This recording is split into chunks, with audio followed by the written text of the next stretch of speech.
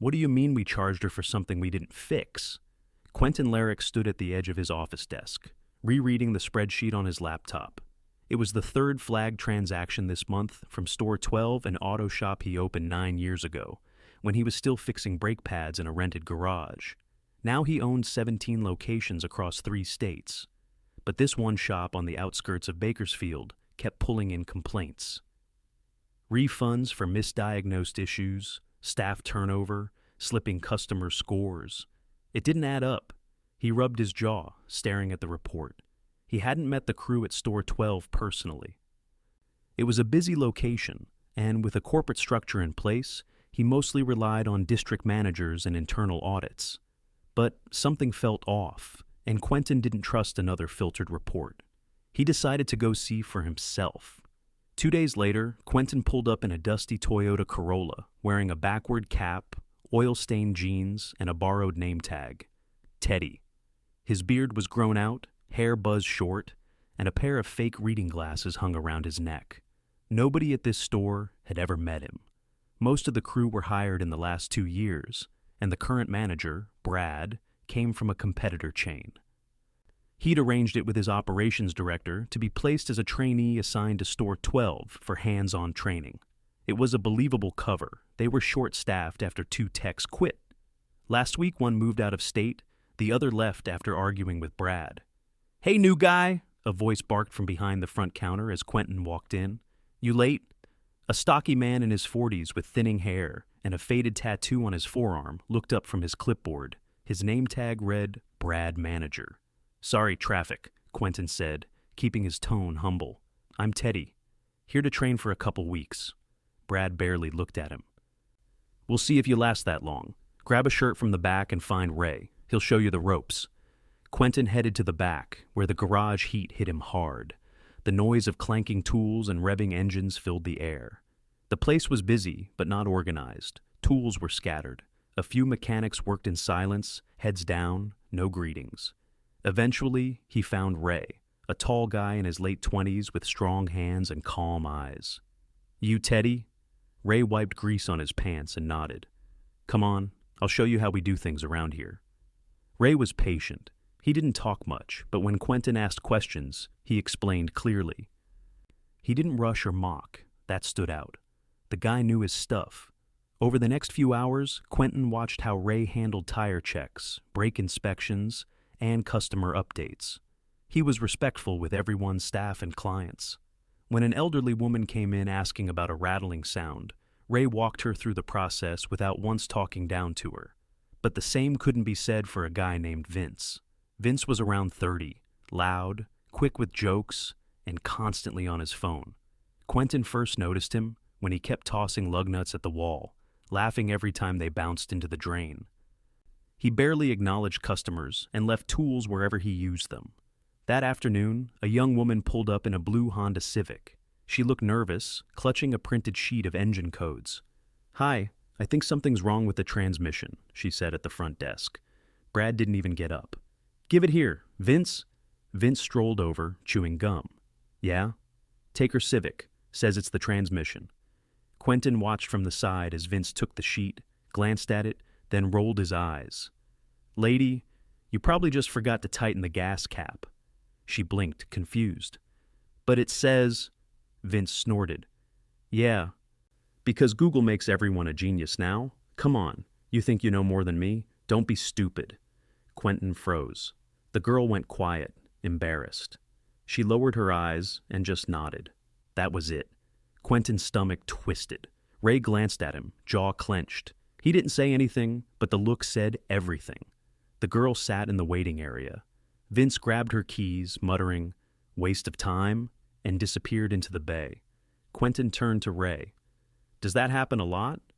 Ray hesitated, then nodded. "Brad says not to get involved. Vince brings in money, so he lets him talk how he wants." Quentin clenched his teeth.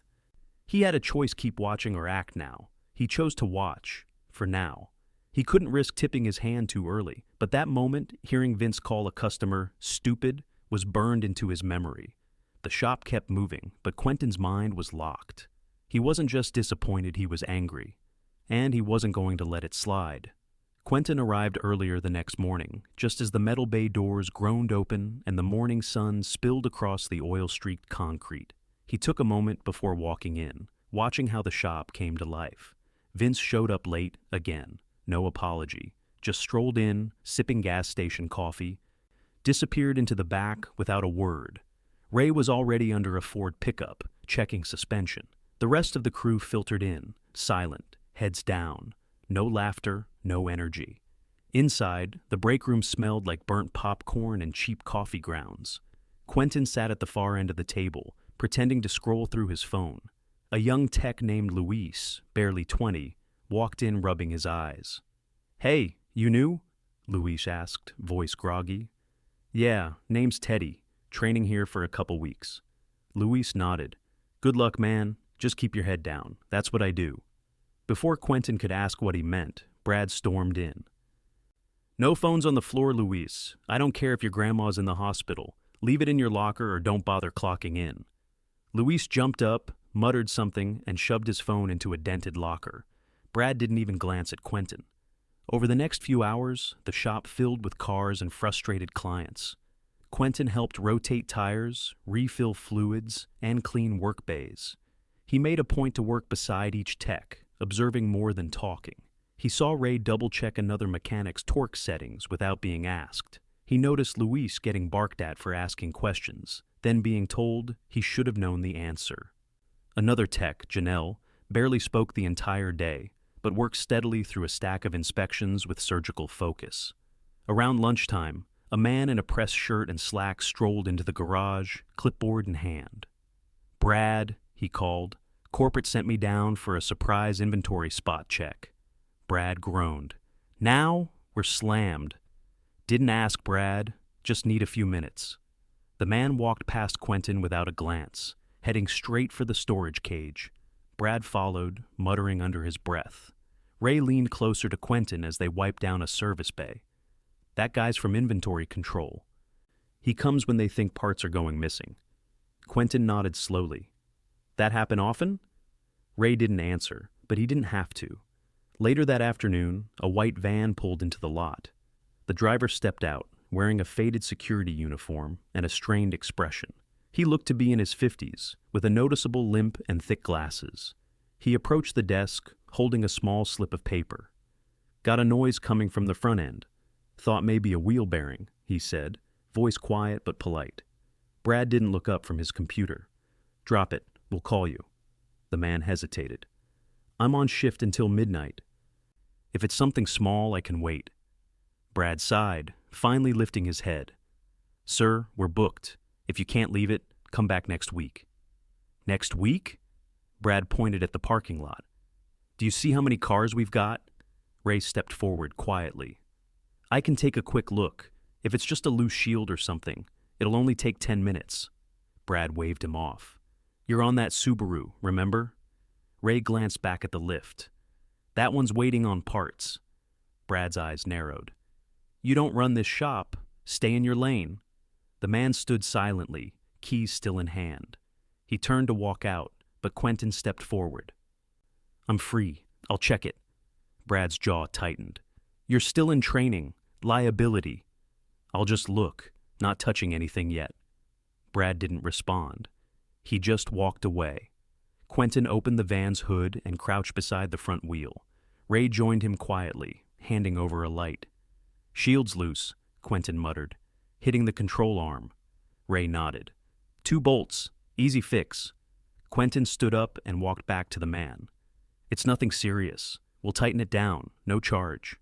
The man's eyes softened. "Thank you. Really?" He pulled a folded $5 bill from his pocket. Quentin shook his head. "No need for that." Ray and Quentin tightened the bolts in under 5 minutes. As the van pulled away, Brad returned, arms crossed. "You don't run the place either, Teddy. Next time you go over my head, you're done." Quentin met his eyes. If helping someone is a problem, maybe the problem isn't me. Brad's lip curled, but he walked off. Later that day, Quentin found Janelle in the back, replacing spark plugs with the precision of a surgeon. He tapped her shoulder gently. "Mind if I ask you something?" She didn't stop working. "Sure." How long you been here? Almost 2 years, he nodded. And you like it? She shrugged. I like the work. That not the same thing? She paused, looked at him for the first time. You're not like the others. You listen. Quentin glanced around.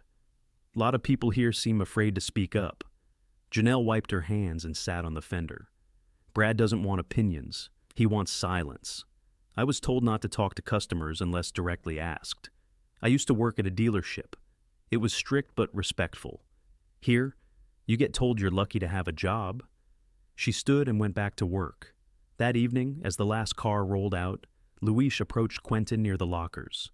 You ever seen someone get fired here? He asked quietly. Not yet. Why? Luis hesitated. Last guy who complained about Vince. He was gone the next day. Wasn't even given a reason. Just not a good fit. Quentin's mouth was dry. You think Brad's covering for him? Luis nodded slowly. Vince makes money. Upsells like crazy. Doesn't matter how. Quentin thought of the young woman from the day before, the one Vince had belittled and dismissed. He thought of the man in the security uniform, limping back to his van after being told to leave. He thought of Ray, Janelle, Luis, all quiet, all capable, all under pressure to never question authority. He couldn't let it continue. The next day, he came in before sunrise. He waited until every employee had arrived, then walked into the garage, pulled off his name tag, and stood in the middle of the floor. Everyone, I need you to stop what you're doing. Heads turned. A few tools clinked to a stop. My name's not Teddy, it's Quentin Larrick. I'm the owner of this company. Silence. Vince looked up from under a hood and froze. Brad stepped out of the office and went pale. I came here because I've been getting complaints ones that didn't line up with the reports I was reading. I needed to see for myself what this place has become. He turned to Vince.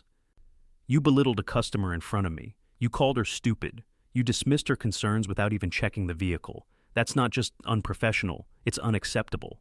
Vince opened his mouth, but Quentin raised a hand. Don't speak. You're done here. Clean out your tools. You're off this property in 10 minutes. Vince stood frozen. For once, no jokes, no swagger. Quentin turned to Brad. You've fostered a culture of fear. You've ignored complaints, pushed away good employees, and let this shop run on intimidation instead of leadership. You're fired. Effective immediately. Brad's face flushed. You can't just, I can, and I am. This ends now. Quentin looked around at the stunned crew. You've all been working under pressure, without support, without respect. That changes today. We're bringing in a new manager, someone who values integrity and knows how to lead. Until then, Ray's in charge. Ray's eyes widened. Sir, you've earned it. You've led by example. That's what we need right now. Quentin looked at each of them, one by one. I didn't build this company to be another place people dread walking into. I built it on trust, and I forgot to protect that. That's on me. He paused, letting the silence settle. But I'm here now, and I'm not leaving until we get it right. The air in the garage hung thick after Quentin's reveal. No one moved at first. It was as if time had stopped between the oil-stained floors and the humming fluorescent lights. Then Vince gathered his tools without a word and walked out. Brad lingered longer, trying to make eye contact with anyone, but no one looked back. When he finally left, the only sound was the slow creak of the door closing behind him. Quentin didn't speak again until the door latched. I'm not expecting anyone to trust me right away, but you deserve better, and I came here to fix that, not with words. With actions. He turned and walked toward the front office. Ray, come with me. Inside the cramped office, Quentin sat behind the desk. Brad had used to ignore complaints and dismiss ideas. The desk was cluttered with old invoices, a chipped coffee mug, and a drawer that didn't quite close. Ray stood stiff near the doorway. I'm not a manager. I never asked to be one. I know that, Quentin said, and I'm not looking for perfection. I just need someone who does the work right and treats people with dignity. That's already more leadership than what's been here. Ray glanced at the wall. I've seen how this place runs. People are burned out. We don't even have a full crew. Janelle's been doing 2 lifts worth of work for weeks. Quentin opened a notepad. Start listing what you need: equipment, staff, schedule changes. I'm not going to promise everything today, but I will promise no more silence. Ray nodded slowly. We need at least 2 more techs, and Luis is good, but he's green. He needs someone patient to train him, not pressure. Who's best with training? Ray didn't hesitate. Janelle, hands down. She doesn't talk much, but she's got more precision than anyone I've worked with. She just doesn't feel heard. Quentin picked up the phone and called HQ. Send me a recruiting list for this region. I want 2 experienced hires interviewed by the end of next week, and I need a specialist to check the lift in Bay 3 it's been sticking. He hung up and looked at Ray. We're starting now. Go tell the crew. By the time Quentin stepped back into the garage, the atmosphere had shifted, not relaxed, but alert, almost hesitant. Janelle was finishing up paperwork near the tool cage. Quentin approached her. I heard you've got a good eye for detail. She didn't look up. I just try to get it done right. I want you to train Luis, not to rush him, just to help him build confidence. We're hiring more support, so you won't be carrying double anymore. She met his eyes briefly. Why now? Because I finally showed up. Janelle gave a short nod, then walked toward Luis, who was organizing a tray of sockets near the lift. Quentin spent the rest of the day observing, but not from the shadows. He helped where he could, mostly cleanup and parts runs, letting the team see he wasn't just there to give speeches. He didn't try to lead. He just made sure obstacles started getting cleared.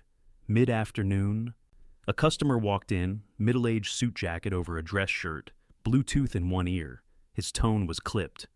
I dropped off a Camry yesterday. I was told it'd be ready by noon. Ray wiped his hands and came out from under a Dodge. You're Mr. Franco? That's what I said. Ray checked the work order and nodded. It's done. We had to wait for a belt, but it came in this morning. Let me grab the keys. Mr. Franco leaned on the counter. I hope you didn't add anything without approval. Last time I was here, someone tried to charge me for filters I didn't need. Quentin stepped forward. That won't happen again. We've made changes.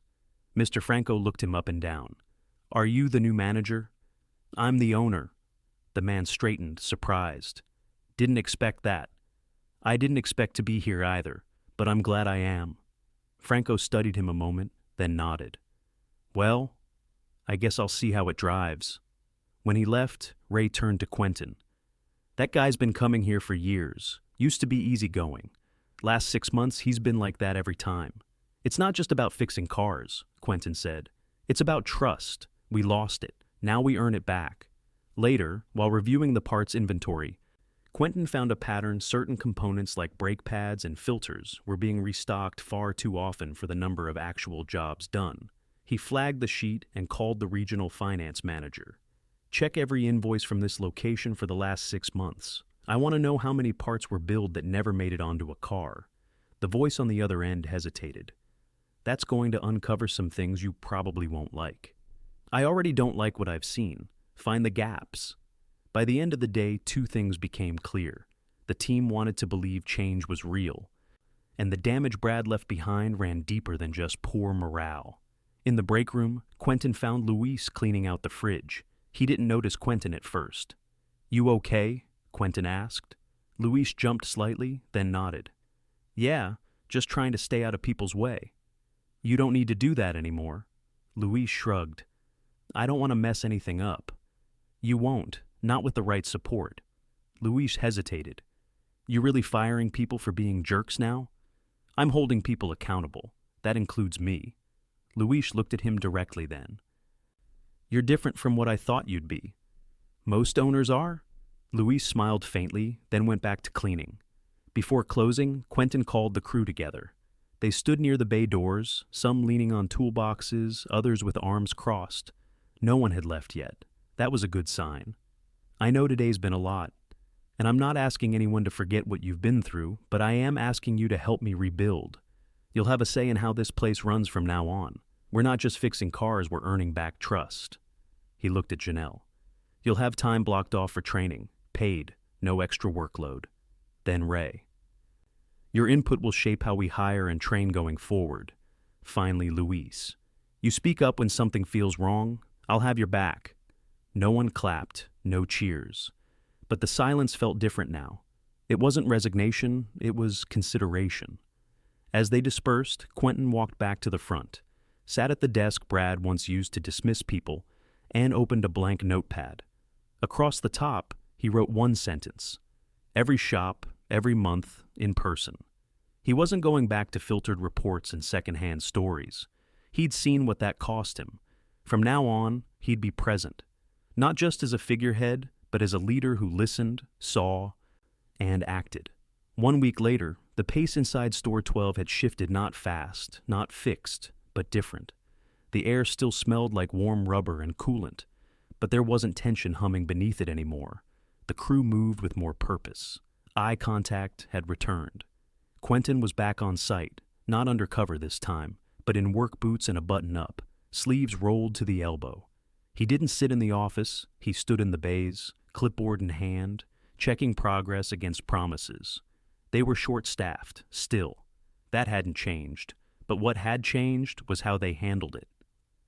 Janelle was guiding Luis through a radiator flush on a late-model sedan. She didn't hover, didn't bark. She asked questions, let him make decisions, corrected gently when needed. Luis wasn't moving faster, but he was hesitating less.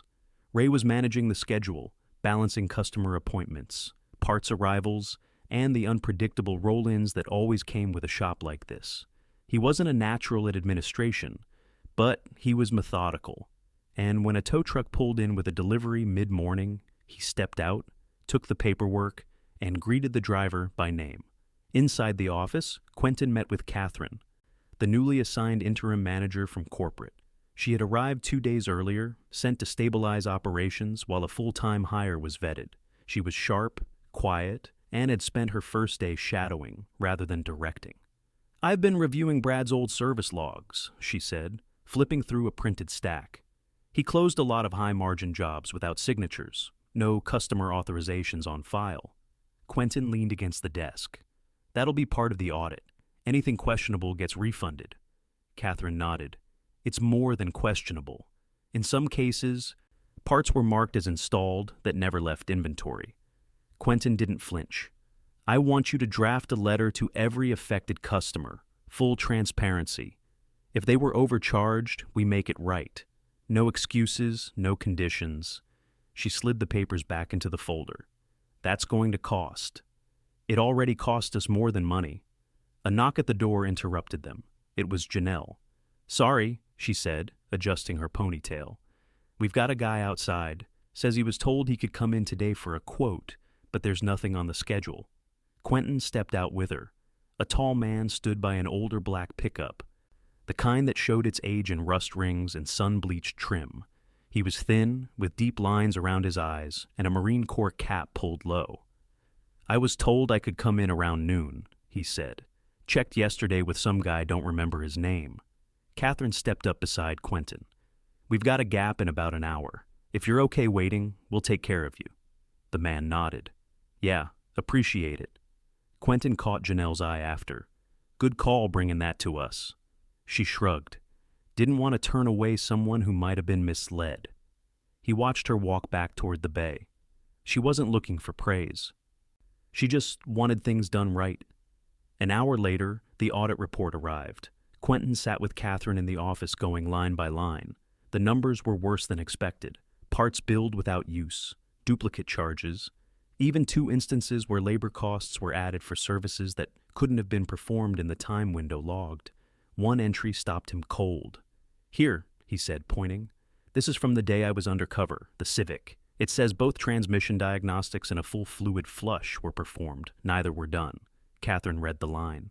"That's the young woman you told me about?" He nodded. "That invoice needs to be zeroed out, completely, and I want a personal apology sent to her. I'll sign it myself." She marked the file. "We'll include a service voucher. That's the least we can do." Quentin stood. "I'm going to talk to the crew." The team was gathered near the back bay, eating lunch on overturned crates and the edge of a closed toolbox. Quentin didn't raise his voice. He didn't need to. "We're making things right," he said, holding the audit folder.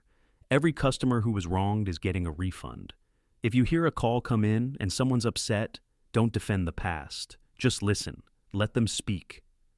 Let them be heard." Luis looked up. What if they think we're still like that? Then we show them we're not. Ray nodded once, then went back to eating. That was enough. The following day, they interviewed 2 candidates for the tech openings. One was a veteran from a competitor chain, experienced but stiff. The other was a woman named Nadine, mid-30s, who'd spent the last few years at an independent shop across town. She wore steel toe boots and carried a binder of certifications. Catherine handled the technical questions. Quentin watched how she listened. Nadine didn't try to impress, she explained. She talked about safety protocols, about walking new techs through diagnostics with checklists, about how to explain repairs in plain language to customers who didn't know a tie rod from a timing belt. After she left, Ray said, "She'd fit." Quentin nodded. "Let's bring her on." By the end of the week, parts deliveries were running smoother. The lift in Bay 3 had been repaired. Catherine had implemented a double signature authorization process for all repairs over a certain threshold. Customers were now asked to review each estimate at the counter, then again in writing before work began. On Friday afternoon, a familiar face walked through the front door. It was the elderly woman with the Civic, the one Vince had insulted. She approached the counter cautiously. Catherine greeted her first. "Welcome back," she said gently. "Can we help you with something?" The woman looked hesitant. "I got a letter, said I was overcharged. I wasn't going to come in, but then I saw the name Quentin Larrick, the owner." Quentin stepped forward. "That was me. I was there that day. I saw what happened. I'm sorry." The woman blinked in surprise. "You saw it?" "I was undercover, trying to understand what had gone wrong. I didn't step in soon enough." "And I regret that." She looked down, then back at him. "Well, I came for an oil change, if you'll take me." Quentin smiled but said nothing. He just nodded and waved Ray over. Later that evening, the crew gathered in the garage at closing. Catherine handed out the next week's schedule, still tight, still stretched, but manageable. Quentin stood with them, leaning on a worn-out creeper. "I started this company in a garage smaller than this," he said, "and somewhere between then and now, I stopped seeing what made it work, the people on the floor, the hands on the tools, the voices that were never in the reports. No one interrupted. This shop had problems, big ones. But it also had people who showed up every day and tried to do the job right, even when no one backed them up. That ends here." He looked at Luis. "You've got a future in this, if you want it, and you'll have the support to grow." Then to Janelle. "I'm recommending you for lead technician. You've earned that title more than once." And finally to Ray. "If you want the full-time manager position, it's yours, not because you asked for it, because you never needed to." Ray hesitated. "Only if I can still get my hands dirty." "You'll pick the days. You've earned that too." They didn't cheer. They didn't celebrate out loud, but the nods, the quiet handshakes, the slow exhale of relief in the room, it said everything. Later that night, Quentin stood outside the shop, looking up at the faded sign above the entrance. He made a call to corporate. "Get me the budget numbers for a rebrand, new signage, new uniforms. I want this place to feel different outside and in." The voice on the other end asked, "What should we call it?" Quentin looked through the glass, where Ray was locking the tool cage and Janelle was wiping down a bench beside Luis. "Same name," he said, "but this time we're going to make it mean something."